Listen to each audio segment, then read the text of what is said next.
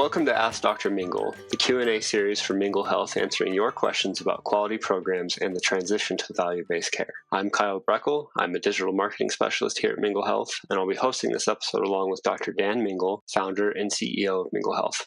Hi, Dr. Mingle. Good morning, Kyle, and good day to all of you tuning in. It's great to see you again.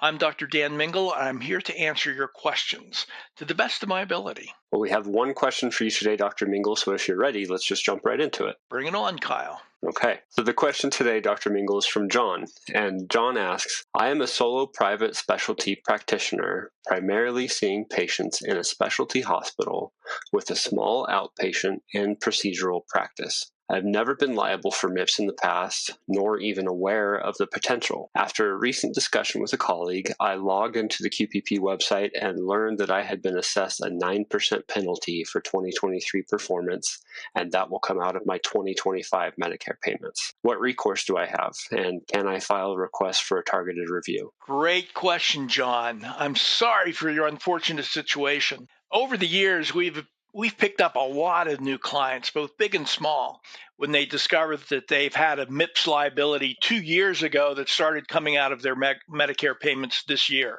The deepest possible 9% penalty is usual in this situation, unusual if you've at least made an attempt to participate in the system. If you make a submission, it's still hard to get into the positive incentive range. The program is designed to be revenue neutral. So roughly half of participants get a reward at the cost of the other half that suffer a penalty. Now, you picked it up at this time before the penalty started, but there's still little hope that I can offer you for relief, except to engage in MIPS reporting for 2024 to prevent future maximum losses. Now, you ask about requesting a targeted review or making an appeal. I think this is a good opportunity to explain what appeals processes Medicare offers. I don't offer much hope in this direction, but it may be worth making that request anyway, and I'll explain what they are, how they are administered, and what to expect. Now, there are two appeals processes. The Extreme and Unusual Circumstances application, that's the EUC application, is applied before the end of the submission season. The application portal is available on the Quality Payment Program website where you check your status at qpp.cms.gov. The application portal opens typically in late April after the prior year submission deadline passes. Applications are for submissions for the current performance year. Those applications are typically due by the end of the calendar year, that is by December 31st, before the submission window opens for that year, which is generally from January 1st to March 31st. Now, the EUC application is intended to offer relief to any practice or practitioner who has a special circumstances that they believe makes it difficult to comply with submission requirements. Now, there's no restriction on what you can claim. Any rationale you believe is pertinent can be submitted. Medicare usually acts quickly on these applications to accept or reject your rationale. We've noticed that they tend to be lenient in their judgment on EUC applications, and leniency tends to even increase as we approach the end of the performance year, and presumably the daily volume of application submissions increases. There are often special circumstances. CMS may automatically apply EUC forgiveness nationally or regionally based on big events like the pandemic, wildfire-affected areas, hurricane-affected areas, flooded areas, things like that, things that typically hit the news nationally.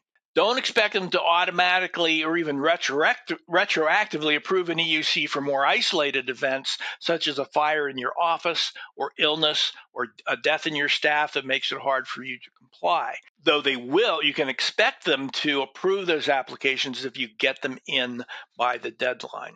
Sometimes the timing or scope of the exceptional circumstance prompts an extension of the EUC application period. It can extend throughout the submission period in that first quarter of the year, or it can even be retroactive with applications accepted well after the submission deadline has passed. Such extensions are usually restricted to specific special events and applications citing any other reasons being quickly rejected. Now, the second appeals process is the targeted review. Now, the targeted review request window opens when Medicare releases the results of last year's submissions. Now, I'm recording this in the fall of 2024. The 2023 performance year submissions were made by March 31st of 2024. Now, Medicare released the results of that August the 12th.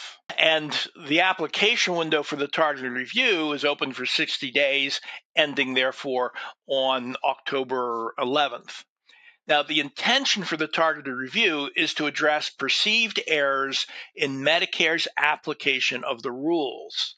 There are enough annual changes in the rules that it is relatively common that rules are overlooked or are even contradictory. Don't hesitate to share your perception and rationale if you think the rules were not appropriately applied in your case.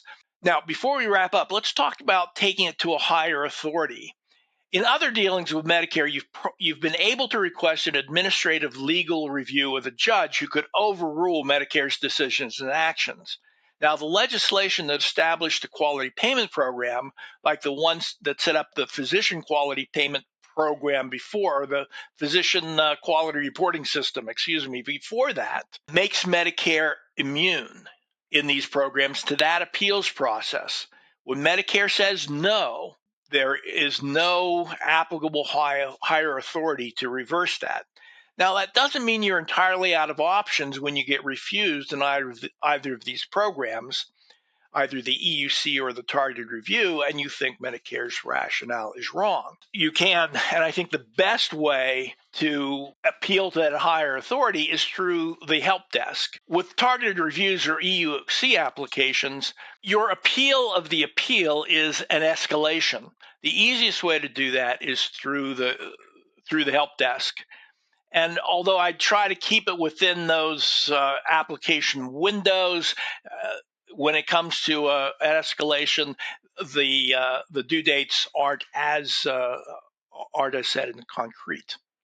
So in review, there are two appeal processes. The Extreme and Unusual Circumstances, or EUC applications, intend to address clinician factors that make submission difficult, accepted between April and December 31st of the applicable performance year. Second, the targeted review applications intended to address suspected errors in Medicare's application of its own rules that are accepted for a 60-day period of time annually, beginning with the release of the performance results in mid-August or thereabouts, and ending in mid or early October or 60 days later. At the time of this recording, for the 2023 performance year affecting the 2025 payment year, the targeted review application window opened about August 12th and will close October 11th. Don't hesitate to make application for any reason in either application window. The worst that can happen is that your application is rejected. But even if rejected, it's important feedback to Medicare that often results in a favorable clarifying change in the rules in subsequent years. Try to be clear and concise in your application. Good luck. Yeah, thank you, John, for the great question, and thank you, Dr. Mingle, for sharing your insight with us today. Thanks, John, for the great questions, and thanks all of you for continuing to submit your questions. I want to be helpful. I want this to be useful to you. Don't hesitate to correct or supplement my answers. Share your experience. Ask your questions. We can be smarter together.